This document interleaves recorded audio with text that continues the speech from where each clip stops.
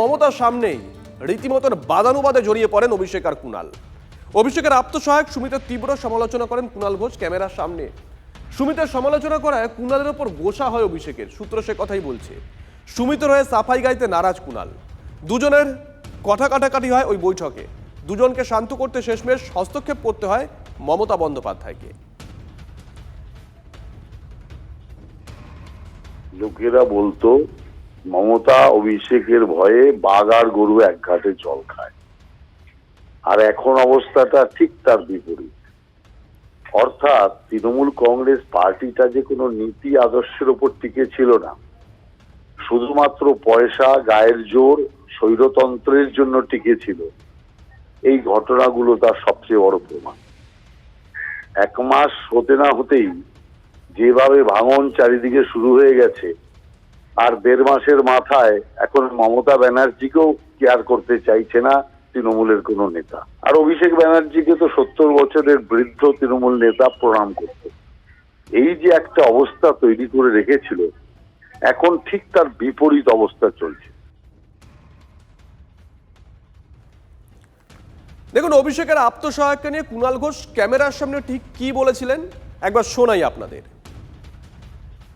এই সুমিত হচ্ছে মানে সচিবের ফ্যান ক্লাবের ফ্যান ক্লাব, তার ফ্যান ক্লাব একটা আলাদা বৃত্ত তৈরি করে প্যারালালি দাদাগিরি চালিয়ে এসছে।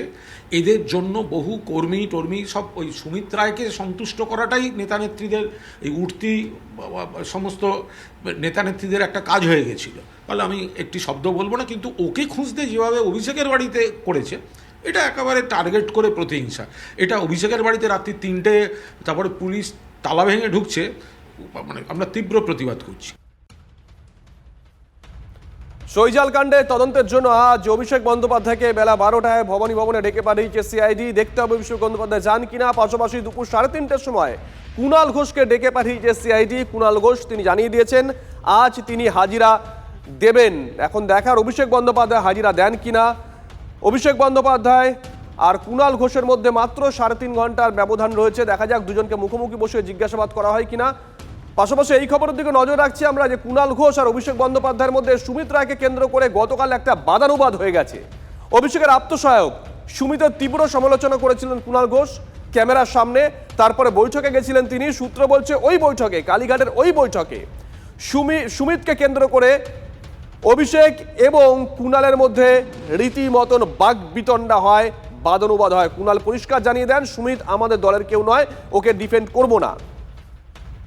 সূত্র বলছে অভিষেক তখন কাউন্টার করেন, সুমিতের নামে বলা মানেই তার নামে বলা। সূত্র যে কথাগুলো বলছে সেগুলো আপনাদের সামনে আমরা রাখছি গ্রাফিক্যাল প্রেজেন্টেশনের মাধ্যমে। মমতা বন্দ্যোপাধ্যায় নিজে এসে গোটা পরিস্থিতি কোনো মতে সামাল দেন।